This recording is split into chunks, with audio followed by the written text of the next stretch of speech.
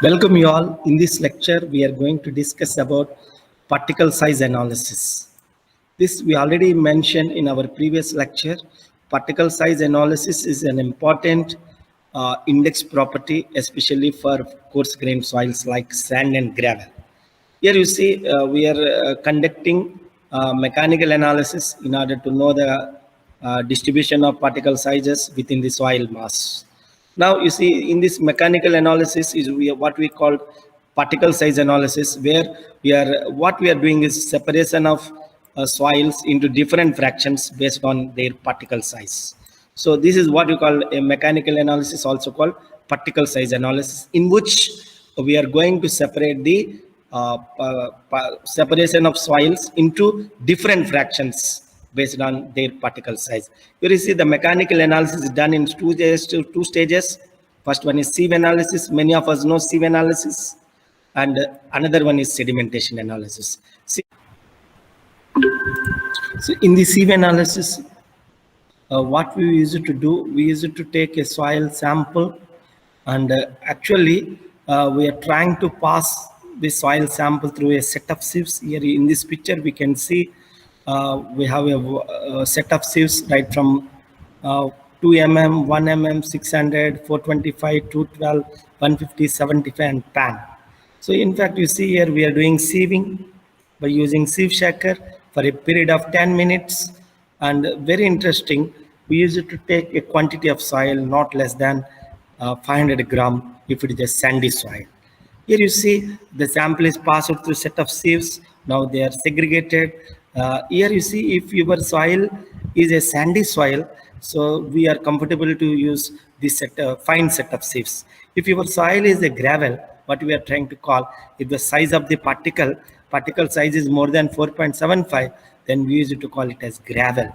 If the gravel fraction is more in the soil sample, so we use it to use a coarse set of sieves. Here you see 80 mm, 40, 20, 10, 4.75. If it is a sand percent is more, we usually select 4.75 2 mm set of sieves. See this again in sieve analysis, two kinds of analysis are there. One is dry, then second one is wet sieve analysis. See, if your soil contains fines more than 5%, that means in your soil, if it is not a clean sand or clean gravel, so that means if the fines are more than 5%, fines means silt and clay, within the coarse grained soil, if the fines are more than 5%, if fine particles exist, then we should do wet sieve analysis. So in wet sieve analysis, what we are doing, we are trying to collect the representative soil sample, and we use it to dry the sample, and it is taken into the tray and it is soaked with water. And also we use it to add a dispersing agent like sodium hexametaphosphate at a rate of 2 gram per liter of water is added, because sodium hexametaphosphate is a dispersing agent which will disperse the particles, then particles will settle faster, and also one more thing, they will separate the particles. Now after that we use it to pour this slurry into the set of sieves, what we discussed in the dry sieve analysis, and also we are trying to wash this sample with jet of water. Then we'll have this kind of, you see, washing with jet of water, so that's why the name wet sieve analysis has existed. So in wet sieve analysis, we use it to wash the sample with jet of water. So that's why it is called wet sieve analysis. So the wet sieve analysis is meant for coarse grained soils mixed with fines.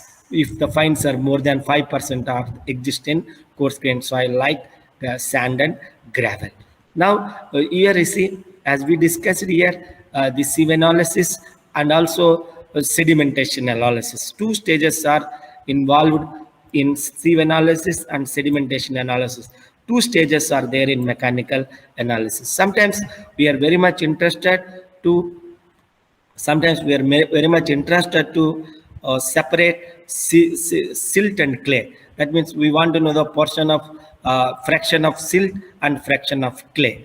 If you want to know the percent clay and percent silt, it is advisable to do sedimentation analysis, which believes Stokes law. Many of us know Stokes law. Stokes law is we all know what is Stokes law. Stokes law speaks that larger size particle settles faster than smaller size particles in a suspension. Here you see this is the suspension of soil, which is actually taken in a jar, cylindrical jar. Now we are inserting the hydrometer. Now the particles will be fall down. This particle falling is captured by HE, effective height, which in turn related to hydrometer reading. Hydrometer is an instrument used for determination of specific gravity of liquids. So during observing this hydrometer reading, we should apply the following corrections. So after knowing effective height, it is possible to determine particle size and also percentage passing.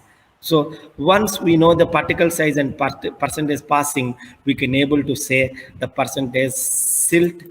I'm writing silt is designated with M and percentage clay. So because you know the particle size less than 2 micron is clay, and everyone knows that silt size from 2 micron to 75 micron.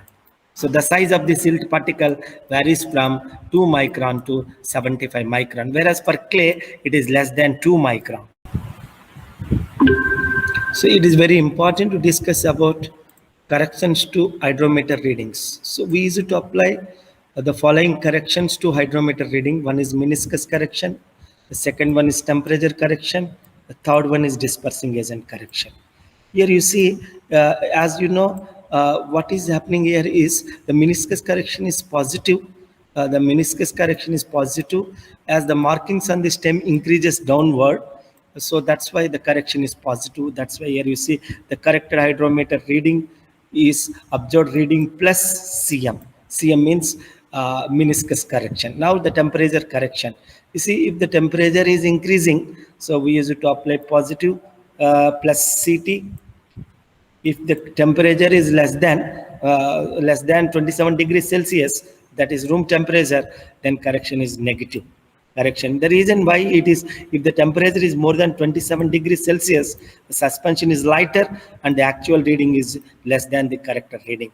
That's why we have to add the correction plus CT if the temperature is higher. Now dispersing agent correction is always negative, minus CD. Why? Because the dispersion agent always correction is negative, because you know the reason is soil suspension causes increase in specific gravity of suspension. That's why we have to apply, we have to deduct minus CD. So three corrections we are going to apply. One is meniscus correction, that is plus CM, temperature correction plus or minus CT, and minus CD, because dispersion correction is always negative, because the soil suspension increases the specific gravity. So thank you all.